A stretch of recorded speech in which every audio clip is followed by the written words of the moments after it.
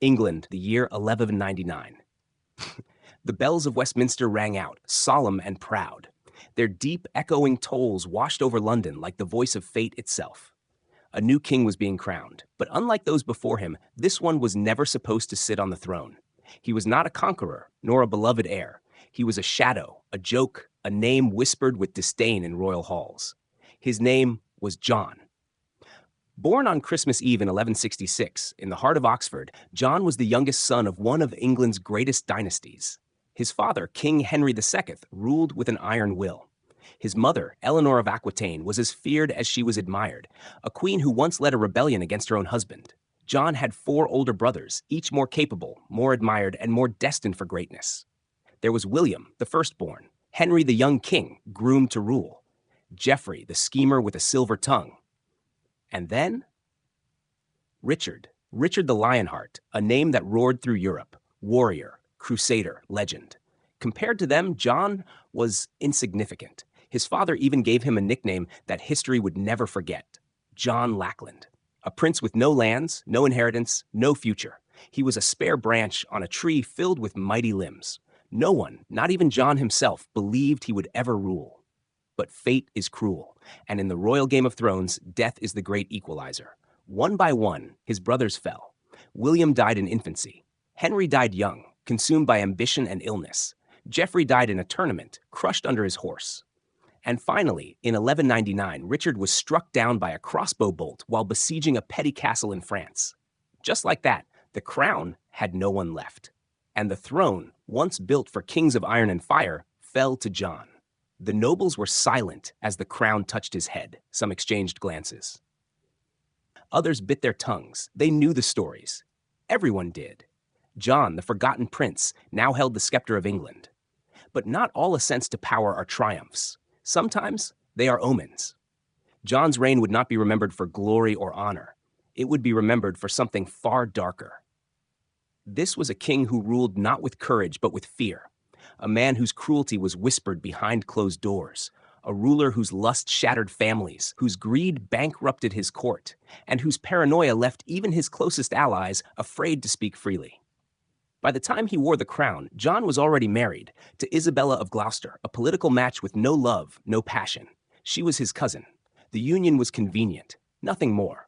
But John was not a man to be tied by vows. He took what he wanted, especially when it came to women. Even if they were married to his lords, even if it meant war. And while kings before him conquered lands, John would go down in history as the man who lost them. He surrendered Normandy. He enraged the barons. He taxed the people to the brink of rebellion. And when he pushed too far, when his grip became unbearable, those very barons rose against him. They forced him to kneel, to sign a document that would echo through centuries. The Magna Carta. The birth of the idea that even a king was not above the law. But that's a story for later. Tonight, we look back at a man born in the shadows, who rose to a throne paved with death and ruled with a heart full of demons. This is the story of John Lackland, the king who should never have been. They called him a king, but the crown didn't change the man. It only gave him more power to do what he had always done, take what he wanted, no matter the cost. John's rule began not with celebration, but with suspicion. His barons eyed him warily. The church hesitated. And the people, well, they had heard the whispers. Whispers of a prince who extorted his own subjects. A brother who betrayed his kin. A man whose desires were darker than the shadows of his castle halls. Even before the crown touched his head, John had already earned his reputation. He wasn't bold like Richard. He wasn't diplomatic like Henry. He was calculating, cruel, and consumed by appetites. Isabella of Gloucester was his wife. Their marriage was political, no different from a treaty. She was quiet, noble, obedient, and thoroughly ignored. For John, women were not companions. They were trophies. He took them freely, sometimes violently, with no care for husband or family. Many were the wives of his vassals, and those who resisted, some vanished. Others were punished, their families disgraced, lands seized. To serve under King John was to risk your honor, your land, and your wife. But it wasn't just lust that defined him. It was fear. John ruled like a cornered animal, lashing out before danger even came. He didn't trust his barons. so he taxed them into desperation. He didn't trust his generals, so he exiled or executed them. He didn't trust the church, so he mocked it, extorted it, and eventually enraged the Pope himself. In 1207, Pope Innocent III appointed a new Archbishop of Canterbury. John refused to accept it. In retaliation, the Pope placed England under interdict. No baptisms, no weddings, no funerals.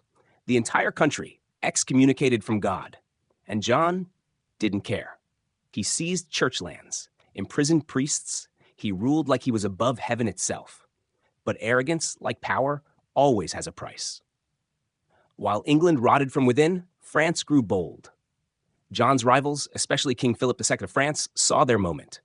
In 1204, John lost Normandy, the jewel of the Plantagenet crown, along with Anjou, Maine, and Touraine. Lands that had been English for generations, gone in a matter of months. Why? Because John refused to lead his army. Because John demanded loyalty, but gave none in return. Because no one, not even his own soldiers, believed in him anymore.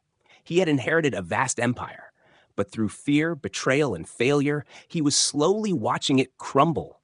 But John's worst enemy wasn't France, wasn't Rome, wasn't even the rebellious barons gathering in secret. It was his own legacy. For all the power he held, John couldn't escape the truth. He was a king nobody wanted, a man who rose through death and ruled through fear, a ghost wearing a crown too heavy for his soul. And yet, his story was not over, because the barons were coming, and they weren't coming with gifts. They were coming with a document, a demand, a revolution on parchment, the Magna Carta. It was the summer of 1215. England was boiling, not from the sun, but from rage. Barons across the realm had finally had enough of John's greed, enough of his threats, enough of his broken promises and blood-stained taxes. This wasn't rebellion. This was revenge. They gathered in secrecy first, in castles, in forests, in whispered meetings by candlelight. And then they marched. 2,000 knights, dozens of barons, hundreds of men-at-arms, not against France, not against an enemy of the crown, against the crown itself. Their demand was simple and terrifying. We will not be ruled by fear. We will be ruled by law. John panicked. The king who took what he wanted, who silenced anyone who resisted, now found himself cornered, alone, hated. He couldn't trust his generals. He couldn't call on the Pope. He had no allies left, only a throne and a very large sword pointed at it. On June 15th, 1215, by the river Thames in a meadow called Runnymede, John met the barons. He didn't walk out like a king. He didn't speak like a king. He signed the parchment like a man defeated. Magna Carta, the Great Charter. A simple piece of parchment, 63 clauses. But it shook the foundation of monarchy forever. For the first time in English history, a king was forced to admit he was not above the law. His will could be challenged. His rule could be limited. It wasn't just a signature. It was a surrender. But make no mistake, John never meant to keep his word. He signed with one hand and sharpened his sword with the other.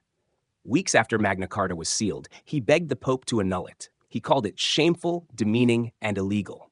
And Pope Innocent obliged, declaring the charter null and void. Once again, John unleashed war on his own kingdom. But fate, the same fate that gave him the crown, came back to claim its debt. In October 1216, while fleeing rebels across eastern England, John tried to cross the flooded Wash marshes. His baggage train, filled with royal treasure, jewels, sacred relics, sank into the mud and vanished forever. A few days later, already sick with dysentery, John Lackland died. Alone, in pain, despised. He was buried without fanfare. No grand procession. No legacy of greatness. Only a broken kingdom and a parchment that outlived him. And yet, that parchment, Magna Carta, would inspire revolutions, would echo in the halls of future parliaments, would shape democracy across the world, all because a king ruled like a tyrant and was forced to kneel. This is how history remembers John Lackland, not as a great ruler, not even as a tragic hero, but as a warning of what happens when power is absolute and character is absent. Cue soft echo of church bells, slow zoom